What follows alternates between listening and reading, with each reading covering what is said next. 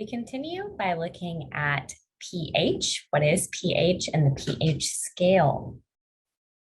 So very simply, what is pH? pH is defined as the negative logarithm of the hydrogen ion concentration. So this is shown below in its actual formula, negative logarithm of the concentration of protons or hydrogen atoms. Now, why do we have this complex logarithm? Just to look at concentration of hydrogen atoms, I will tell you it is for simplicity. If I went up to someone and I said, oh, like how much acid is in this? How many protons is in this thing that I'm about to consume or use? And I said, well, the exact concentration is 10 to the negative 7 protons. You probably can't imagine what that really means. So we use the negative logarithm to transform this number into a nice, simple number scale. The negative log of 10 to the negative 7 is just 7. So it's just a way to take something that is a bit of a complex number and simplify it for us to use as a scale. Now, a reminder from understanding concentrations of protons and concentrations of hydroxide in water, that these concentrations, based on the kW of water, remember, are always, because the total kW is 10 to the negative 14th, each concentration in just regular water is going to be 10 to the negative 7, right? 10 to the negative 7th times 10 to the negative 7th, 10 to the negative 14th. So because we know this, it can also be said, again, if we simplify these numbers in to whole numbers using logarithm, that if we take the negative log of each of those, that the pH, or the negative log of the protons, plus the POH, or the negative log of the hydroxide, will always add up to equal 14.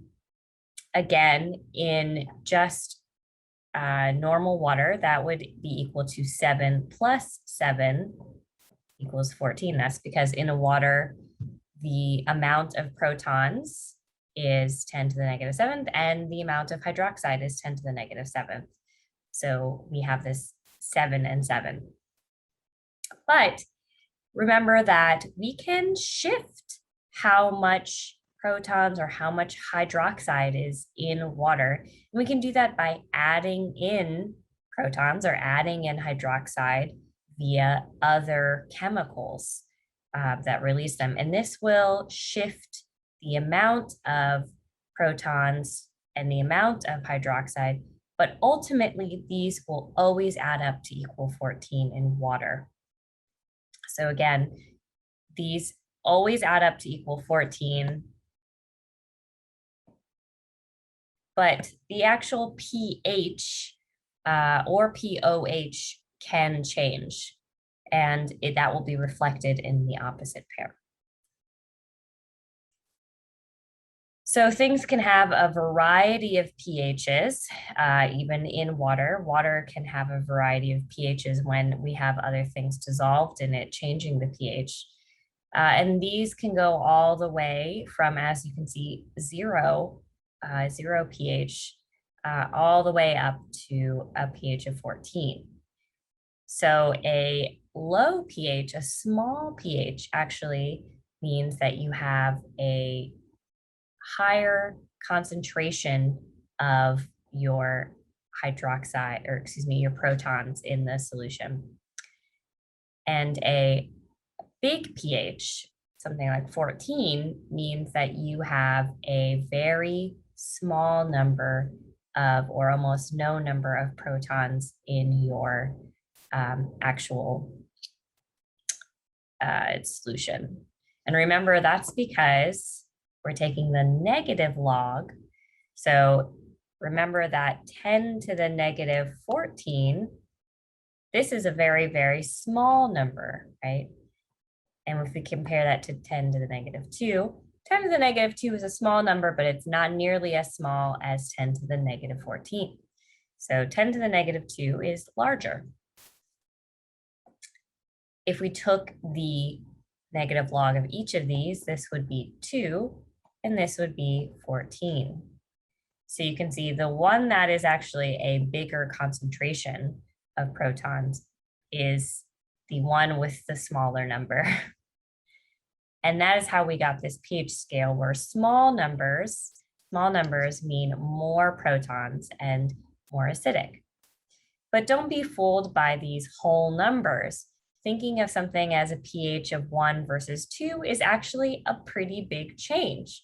Because we're taking the log here, remember that each unit is actually a 10-fold change in concentration, not just a 1-fold change in concentration. And just to get an idea of where some common products lie on your scale of pH, here are some normal things like coffee, which I think some people don't know is acidic. I think it's more common knowledge now. It's pretty decently acidic. It has a pH of 5. Even things like beer and wine are pretty acidic. And the stomach acid that we have, the acid in our stomach, you can see is very acidic. It's about at 1.5 pH, very, very acidic. In contrast, human blood is actually just slightly basic. It's not right at neutral, just above neutral. Seawater and the egg whites, the whites of eggs, is again slightly more basic. And then we go down all the way, things like household ammonia and bleach. These are very, very strong bases. You can see they're quite basic.